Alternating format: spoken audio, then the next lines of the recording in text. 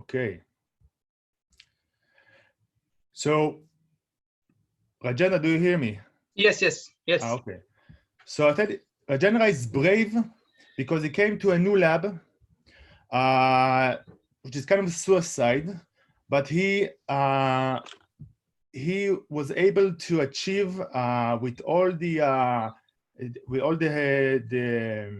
tough beginning, a very exciting thesis that he's going to tell you today. He already published 3 papers. He's the recipient of the Negev Fellowship, and he's actually now is going to publish another 2 papers, which is very impressive. And without you, I'd like to welcome Rajendra, and we will do in the process that Rajendra will give his presentation, and then at the end, we're going to have some, I will unmute people and we can have questions. Thank you, Rajendra. Thank you, Uday, for the nice introduction, and I hope that everyone is safe and in good health condition.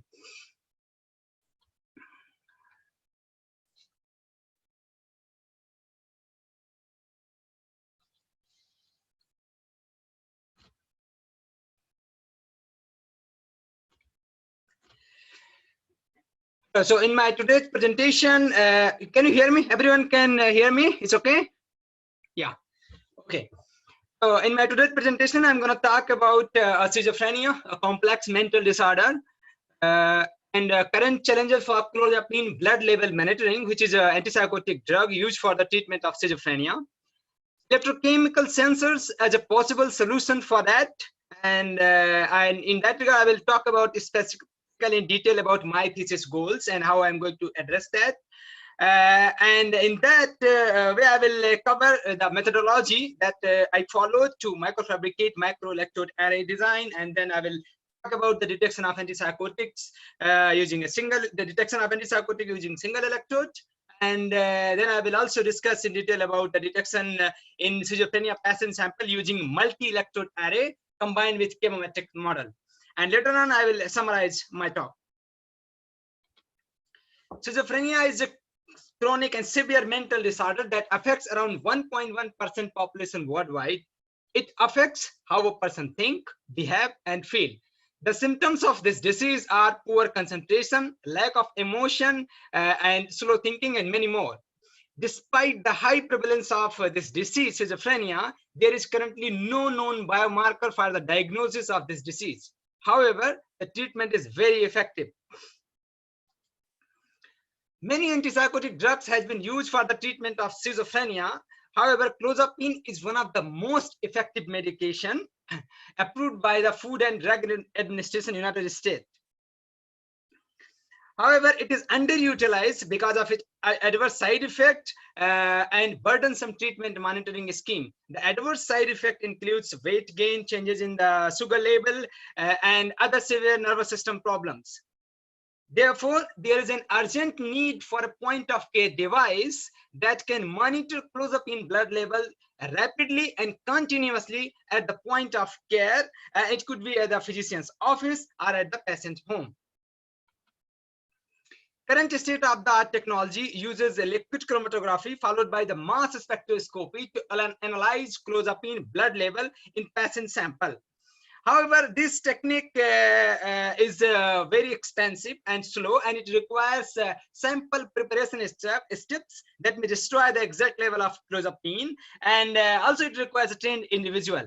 Apart from that, from admitting the patient to getting the report from centralized lab, it is going to take a time. So overall, it is this technology is adding burden to the patient in terms of treatment cost and time. In recent past, electrochemical lab-on-a-chip devices has been reported for monitoring of specific analyte in body biofluid for the monitoring of human health. For example, the research group at Southeastern University, the research group, they reported about the monitoring of these 4 molecules, the molecules and the pH, I mean glucose, chloride, and lactic, using a skin-mounted device which was used to take the sweat, the body sweat as a sample, and then analyzing this kind of molecule from there. These kind of electrochemical lab-on-a-chip devices can be integrated any body part, and because of their simple design and the cost effectiveness, this kind of devices can be used for real-time human health monitoring. Clozapine is a redox active biomolecule, meaning that it can donate and receive electron during the electrochemical reaction. Therefore, electrochemical sensors can be used for the detection of this kind of redox species. Here I will summarize some of the recent electrochemical sensors that has been used for the detection of clozapine, and I have summarized them in terms of the sample volume, the complexity of the sample, and the amount of time that it takes to prepare those kind of samples. Samsi's group, they use graphene quantum dot and nickel oxide modified glassy carbon electrode for the detection of antipsychotic clozapine in buffered samples, and they use the linear regression of the buffered sample dose response to recover the clozapine that was spiked in diluted serum sample, and they use milliliter sample volume. Here you can see. Another group that used iron oxide and palladium modified glassy carbon electrode for the detection of clozapine in buffered sample, and then they again use the linear regression from the buffer data to recover clozapine from the diluted serum samples. Another group, eChems group at Maryland University, they use chitosan carbon nanotube modified electrode for the detection of antipsychotic in serum samples. So here you see that all these methods that has been reported, they require some pre-treatment, some sample preparation time also. And also for the serum, from getting the serum from the whole blood, it also is a time-taking process. Therefore, there is a need for a device that can monitor the clozapine blood levels in situ rapidly and without any pre-treatment step, and also the sample volume should be in microliter. However, there are challenges associated with the current electrochemical sensor. For example, when we go for the detection of antipsychotics in serum sample, complex biofluid like serum or whole blood, there are many redox species present in the biofluids. So it is likely possible that the interfering species get interfered with the electrochemical signature of clozapine and give us overlapping electrochemical signal, where it is become hard to differentiate between the antipsychotics and the electrochemical signals generated from the other interfering species.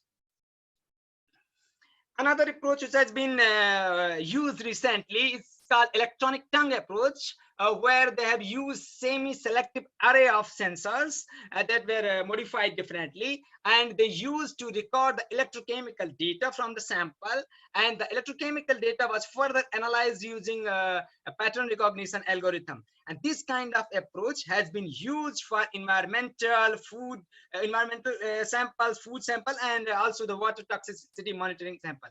This kind of approach has been highly sensitive and require minimal treatment step, and also reduce the effect of interfering species. However, this kind of approach has a very limited application that is shown in biological fluids, and also integrating here different kind of electrode, microelectrode also, if you want to transfer it, has been a challenge. In terms of adding electrocatalytic materials, 2D material has shown a great promise because of its high conductivity and large surface area, and they have been reported for the sensing, pH sensing, glucose sensing, and different kind of metal ion sensing. In here, the picture shows you the detection of the heavy metal ions, for example, cadmium and lead, using a reduced graphene oxide modified microelectrode, and this kind of electrode was prepared using microfabrication techniques. Another report is about using 2D materials is using gold nanoparticle decorated 2D molybdenum disulfide sheet for the detection of 3 molecules: ascorbic acid, dopamine, and uric acid. And all these kind of modifications have shown great sensitivity and detection of the specific analytes. However, the selective integration of these kind of material into an array of microelectrodes has been a challenge because of some microscale effect as well as different solution composition. My overall thesis goal is to develop an electrochemical lab-on-a-chip device for in situ monitoring of antipsychotic blood levels. In order to cover this overall goal, I have some specific aims. In the specific aim, first, I plan to develop a microelectrode modified with 2D materials, and then investigate the sensing performance of the modified microelectrodes. And at the end, I validate the detection of antipsychotics in samples that I obtained from schizophrenia patients. So we hypothesize that the microelectrode array modified with different 2D and non-2D electrocatalytic material can be used for the detection of antipsychotics in microliter volume sample, and the electrochemical data generated from this kind of sensor array is going to be analyzed using chemometrics model to predict the antipsychotic level in the serum samples.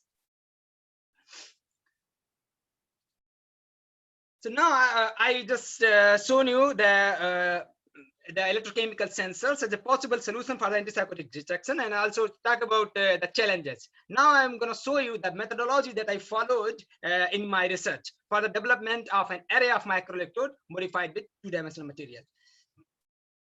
So as I said, we are going to use microfabricated gold microelectrode array. So for the I will show you how we microfabricated those kind of sensor array chips. So we first designed the mask in using CAD tools, and it has basically 3 layers. One is the gold microelectrode array, as you see on the screen, and another is the specific surface area, which was defined using another layer of microfabrication, and then a big chamber where you can put your solution for the analysis. And this kind of mask has been printed into the thin film and attached to a glass wafer and to be used as a mask in the clean room. So here is the first layer. So I will show you how I microfabricated this kind of gold microelectrode array on glass substrate. We started with the cleaning of a glass wafer that you can see here on the screen, and then we spin coated it using a spin coater system and with the photoresist, which is a photosensitive material. Then we expose it through the mask by UV light using a mask aligner system, and then we develop it to get the desired photoresist pattern on the wafer. And then we metal deposited it with titanium and gold using evaporator system, and then we perform the lift off in acetone solution to get the desired pattern on a glass wafer that you can see. Here you have several chips on one 4-inch glass wafer. Now we microfabricated the glass wafer, and for getting the yield, the maximum yield from this kind of microfabrication process, we need to take care of the parameter, for example, thickness of the photoresist, and also the temperatures during the process.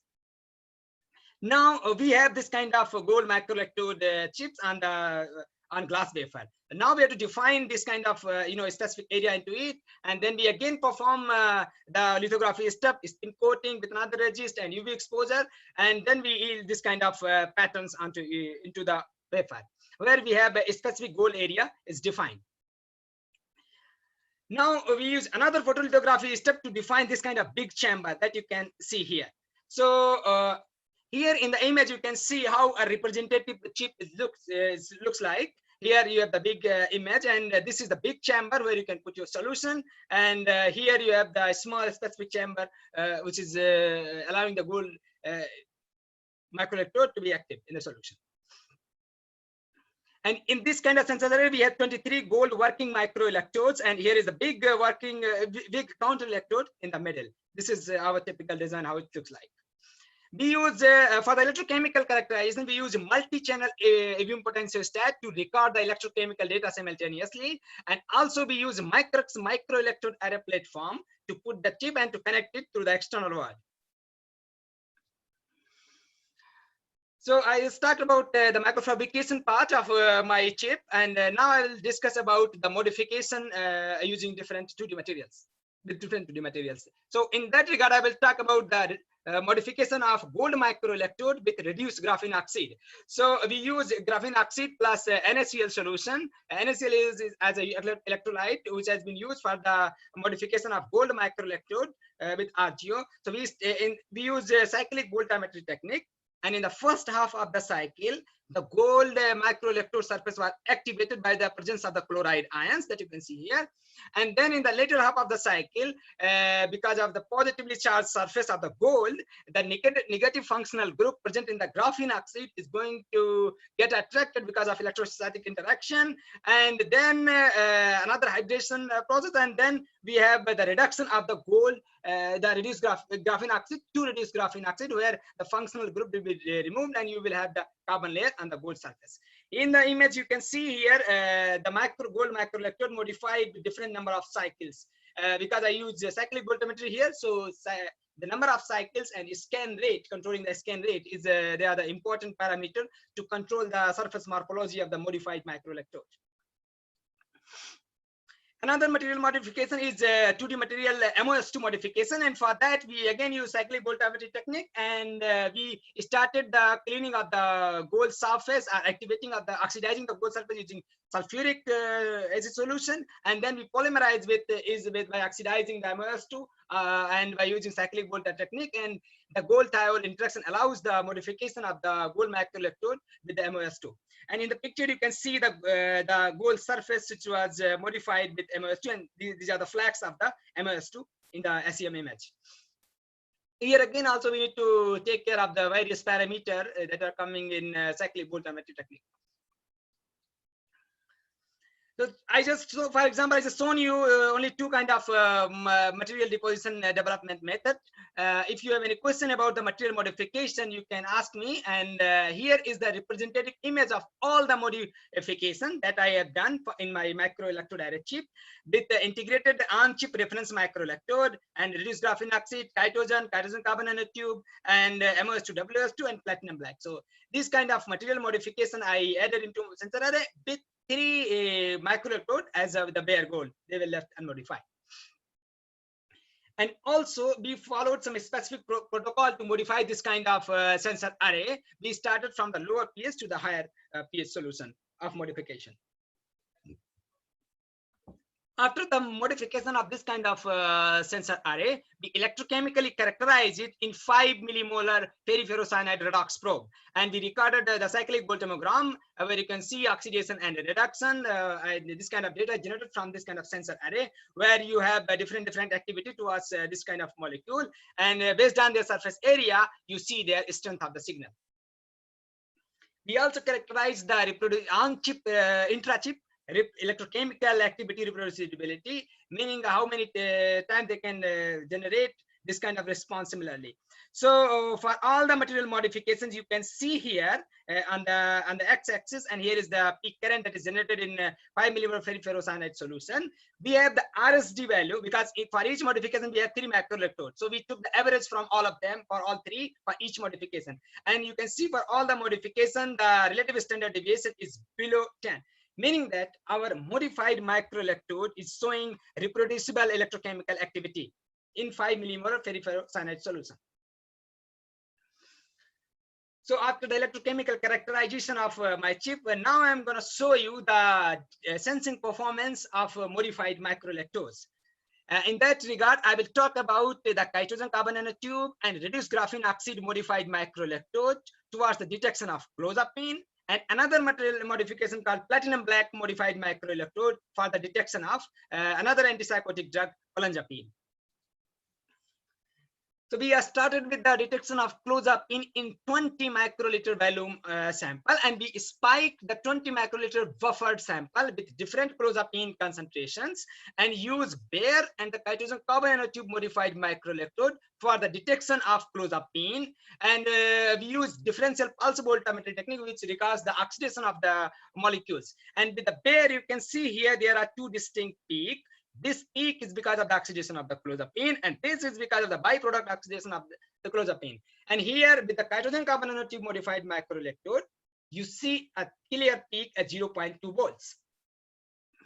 from these peak values, we calculated the limit of detection and sensitivity from the dose response plot, and we found that here the chitosan carbon nanotube modified microelectrode has limit of detection of 0.08, which is better than the bare ones, and also the sensitivity is very high as compared to the bare one. So from here, we conclude that the chitosan carbon nanotube modified microelectrode has better sensing performance in terms of limit of detection and sensitivity as compared to the bare. And this is because of its high surface area and electrocatalytic activity. We were also interested in knowing how the chitosan carbon nanotube modification affects the electrochemical activity of different molecules. And for that, we tested 5 different molecules, 4 different molecules, and then 1 clozapine. And what we recorded here to characterize that, we checked the shift in the peak potential with respect to the bare. And also we check the shift in the peak current density. So from here you can see that for clozapine, the shift in the peak current density is higher, which shows that it has the modified microelectrode has a high electrocatalytic activity towards clozapine as compared to the other one. We were also interested in knowing that how the electrochemical signature of clozapine is affected by the presence of other redox molecule. And for that, we recorded the electrochemical signature of clozapine in presence of 4 different molecules. And then again, we characterize the interference magnitude in terms of shift in the peak potential and also in the percentage change in the current density.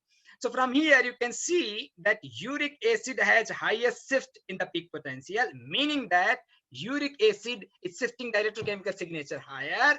That means it is the major interfering species towards the detection of clozapine. Next, we perform the clozapine detection in 20 microliter volume of undiluted serum sample of a healthy volunteer, which was spiked with different clozapine concentrations. And in this figure, you see the detection of clozapine using the bare microelectrode, where you see a clear peak at 0.5 volts.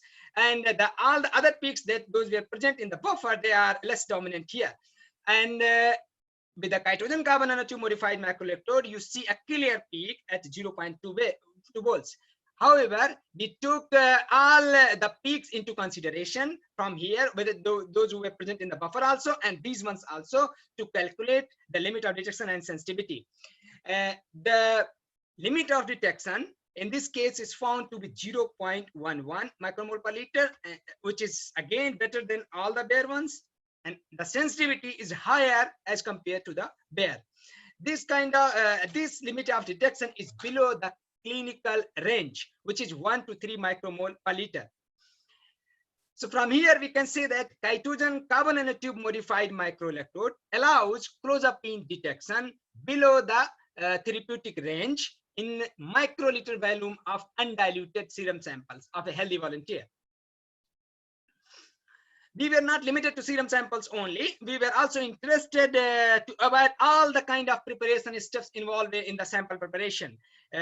Because in serum preparation also it takes some steps to prepare the serum from the whole blood. So we directly took the whole blood of a healthy volunteer and spiked it with different clozapine concentrations and use it for the detection of clozapine using bare and the chitosan carbon nanotube modified microelectrode.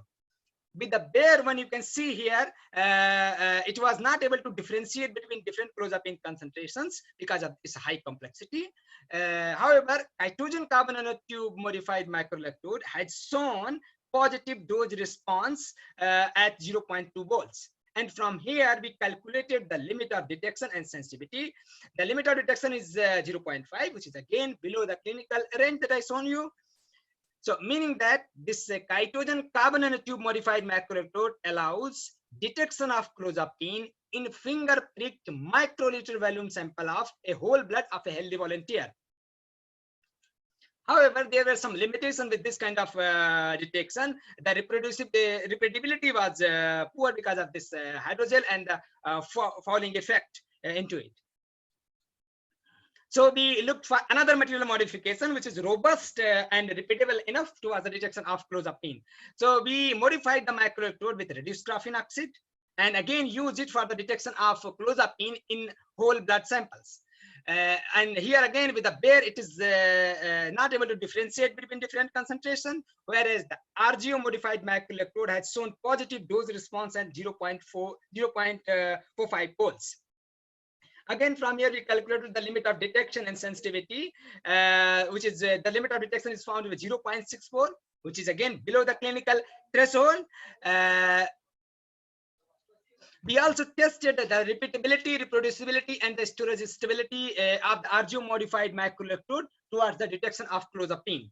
The repeatability is found to be 94.6% at the end of the 10th repeat for the repetitive detection of clozapine in whole blood, and the reproducibility for the 5 pair of RGO modified microelectrode has shown the RSD value of 3.6%. And we also demonstrated the storage stability over the period of 4 weeks towards the detection of clozapine in whole blood using RGO modified microelectrode, and it has retained around 89% of the current of its initial value, meaning that the RGO modified microelectrode has a high repeatability, reproducibility, and storage stability towards the detection of clozapine directly in microliter volume of whole blood. Here is a summary of these two electrochemical sensors, RGO modified and the hydrogen carbon nanotube modified microelectrode. Here you see, even though the limit of detection is a bit higher for the RGO modified microelectrode, however, it has shown a very good performance in terms of repetitive detection of clozapine. We were not limited to clozapine only. We also tested another drug called Olanzapine using platinum black modified gold microelectrode. And we spiked different Olanzapine concentrations in undiluted serum samples. And here we observed a clear peak at 0.2 volt. And from there we plotted this kind of dose response plot, the peak current versus the different concentrations, and calculated the limit of detection and sensitivity. Again, the limit of detection is 28.6, which is below the therapeutic range of this drug, which is 40 to 65 nanomole.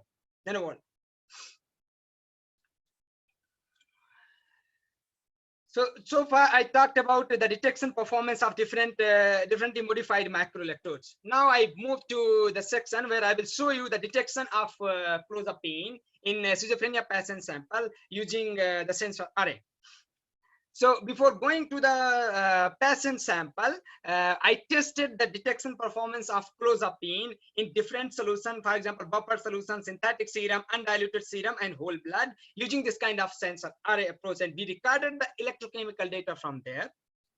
And then we use data processing algorithm, chemometric algorithm, for example, and specifically partial least square regression method to estimate the clozapine level in this kind of samples. I will show you here only the synthetic serum one. So we start with the preparation step of synthetic serum. In order to prepare the synthetic serum to mimic the serum, what we did here, we mixed 29 different molecules, including redox molecule, different amines and ions that are present in the biofluid, for example, in the blood of a human. So I mix them in their highest bioavailability as they are found in the human blood. We recorded the electrochemical oxidation using platinum black, using all the macroelectrodes. And here I have shown you differently because I recorded it with the platinum black modified macroelectrode separately and the rest of the material modifications separately because of the machine limitation. Because you can see here, the amplitude of this current is higher as compared to these ones. So when you record together, these signals looks like a noise when they are all together. So that's why we separated them due to the limitation of the machine. And we recorded the electrochemical signature in clozapine spiked synthetic serum sample. We used 20 microliter volume sample and with these different concentration, and we measured for each sample 3 times. We also use adjacent averaging 10-point method to smooth the data before going to this kind of algorithm. And then we loaded the data into this kind of model. And from there, we found this kind of regression curve. And here we calculated the limit of detection from this kind of linear curve, which is 3 times the standard deviation divided by the slope. And we also calculated the predicted root mean sum of square error that is below this kind of limit of detection, which shows how better the model is for the detection of the lower values of the clozapine. And also here you can see with the number of latent variables, which is termed as here as a factor. So 2 latent variables can represent the whole variance of the data. After this kind of information and the modeling that we performed before, we went for the detection of clozapine in schizophrenia patient sample. So we received the sample of 10 schizophrenia patients, and the patients are capillary plasma and capillary whole blood, and they were collected from the schizophrenia patient before the treatment, before giving the dose, and after 1 month after the dose, and after 2 months of the dose. And each sample was measured on 3 different chips, with 3 repeats on each chips. And we got this kind of sample from one of our collaborators in Maryland, Professor Deanna Kelly. Here you see the electrochemical data recorded from all the patient sample in capillary plasma sample. Here is the platinum black modified microelectrode, and here rest of the modification. And you can see there is a lot of electrochemical variability because it depends on what they eat, what is their lifestyle of the patients. And here in the down, you see the electrochemical signature recorded in capillary whole blood using this kind of sensor array. And you see here, the magnitude is also getting down with the whole blood because of its high complexity, and also the variability is very high in this case because of the complexity of the capillary whole blood samples. Again, we use PLSR model to estimate the clozapine levels, and we use 80% of the data to training the model and 20% data to test it to predict the clozapine concentration based on the trained model. And from this kind of linear regression plot, we calculated the limit of detection, which is 7.3 nanogram per milliliter. And from this kind of curve, you can see here the 3 latent variables can represent the whole variance of the data in the model. And the root mean, the predicted root mean square error is 1.5, which is very low, nanogram per milliliter. We also predicted the clozapine concentrations based on the trained model. So for the prediction of 450, we received 441 using this kind of PLSR model with 24 standard deviation. And for the prediction of 131, we received 139 nanogram per milliliter with 13.6 of standard deviation. Meaning that this kind of model, which is used for the prediction of clozapine, gives this kind of good results. We were also interested in predicting clozapine in whole blood samples that I recorded the electrochemical data for. And again, in the same way, we use 80% of the data to training the model. And from there, from this linear regression, we calculated the limit of detection, which is 12.6. And also the root mean square error, which shows the power to predict the lower values of the model. And after having this information, we predicted the clozapine concentration in the patient sample using this kind of training model. And we found 438 nanogram per milliliter versus 450, and 446 versus 131 with this kind of higher standard deviation, which is higher than the plasma one because of its high complexity as compared to the plasma. So we showed here the proof of concept prediction of clozapine using a sensor array and also using the PLSR model to predict the clozapine concentration in schizophrenia patient sample. So in summary, I would say that we have been able to successfully modify the microelectrode with 2D and non-2D electrocatalytic nanomaterials in the sensor array.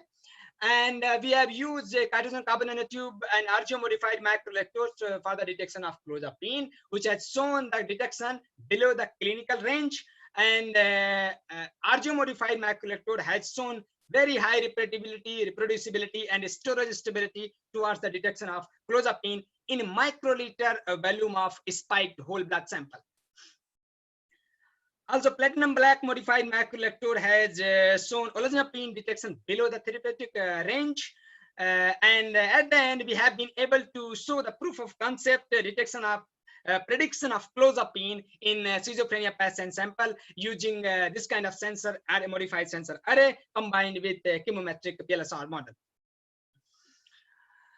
In future, by using a strong data processing algorithm like artificial neural network, this kind of sensing performance can be improved, and we also require to have further clinical trials, and for that we are filing Helsinki with the Beseva Psychiatric Hospital, and we are working on it, and so that we can validate our device with further patient samples.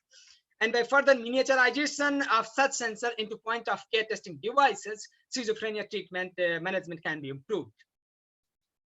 Last but not the least, I would like to thank the Nanobioelectronics Laboratory and my advisor, Dr. Hadar Ben Yoab, the collaborator, Professor Diana Kelly, the funding agency, Brain and Behavior Research Foundation, and the Criterion for granting me Negev Fellowship, also the facilities that I used in Ben Gurion University of the Negev.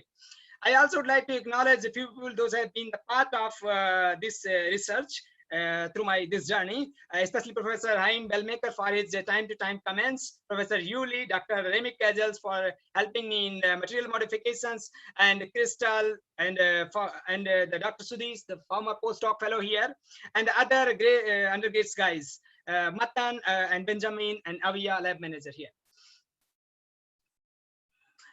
And I would like to thank everyone for your kind attention and giving time among this pandemic. And I wish you for a good health and stay safe. Have a nice day. Thank you. I'm looking for the questions.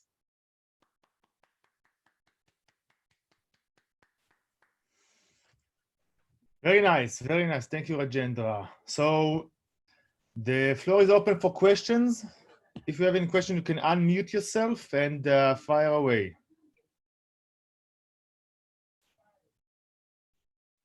Not everyone together. Yes, Chaim.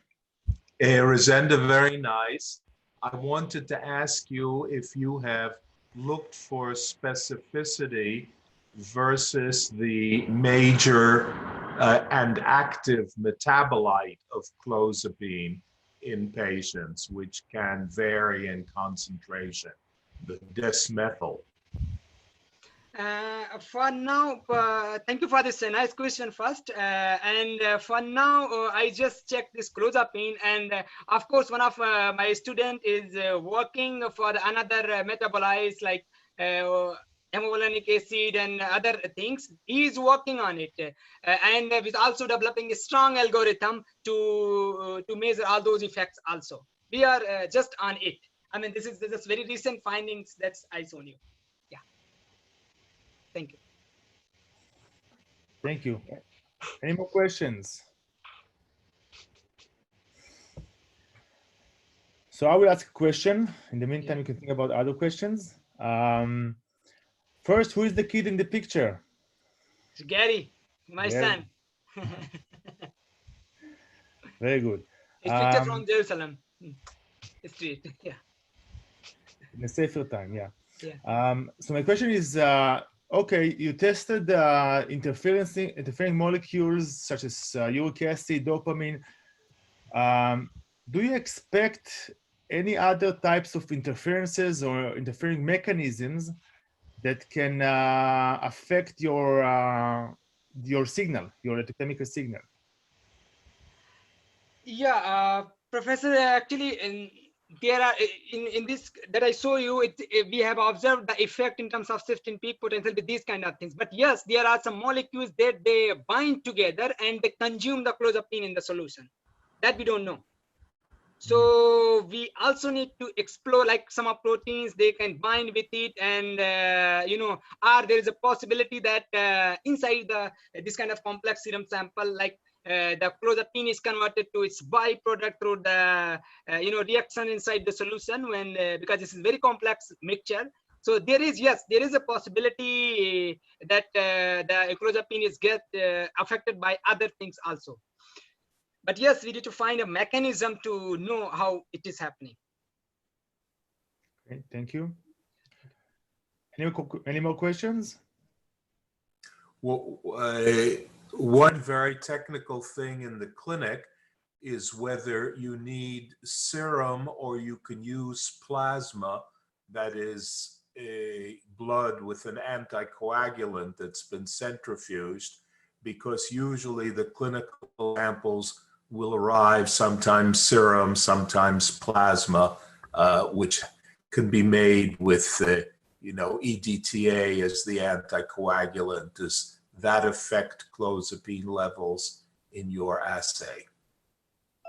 Yeah, exactly. Yes, Professor. Yeah. So actually, we developed this kind of sensor array not only for a specific one. This can, as I shown you, this can be used for serum, undiluted serum samples also, and for the plasma sensor also. The concept is to generate different, kind of highly variable electrochemical signal using this kind of sensor and from the samples.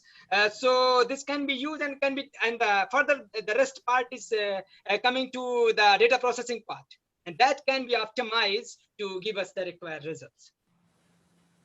So it can be explored for that also. It is not limited to serum or plasma only. It can be explored. Yeah. Sorry for one more question. Would it Yeah. work in mouse or rat blood? Because there are many studies around the world looking at clozapine in laboratory animals now, and they have problems in monitoring the studies. So that is an important market. They want to know, those researchers want to know the clozapine levels in the rat blood. Yeah, so we have not shown that into it, but yes, we have some project running based on argon on a chip. So I think they are studying the kinetics of this clozapine, and I hope they are going to use some kind of model in their argon on a chip device. So they are kind of willing to understand the mechanism of and the kinetics of clozapine through this blood-brain barrier and all those things. One of the project is running in our group, so they are working on it. So I hope to see some further reports on it and in some detailed insight into it. Thank you. Thank you for the question. Yeah. Any more questions? So without further ado, thank you very much, Rajendra, and thank you everyone for joining us at this afternoon time. Thank you. Yeah. And stay safe. Happy Passover. Yeah. Happy Passover. Thank you. Good to all. Thank you. Thanks so much. Welcome.